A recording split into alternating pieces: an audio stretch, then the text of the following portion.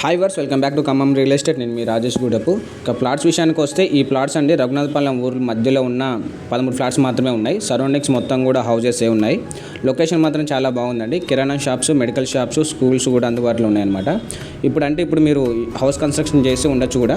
So GP layout అండి, నాలా conversion చేసి మరీ ఉంది. కొత్త బస్ స్టాండ్కి కేవలం మనకి 6 కిలోమీటర్ డిస్టెన్స్, 6 కిలోమీటర్లు మాత్రమే.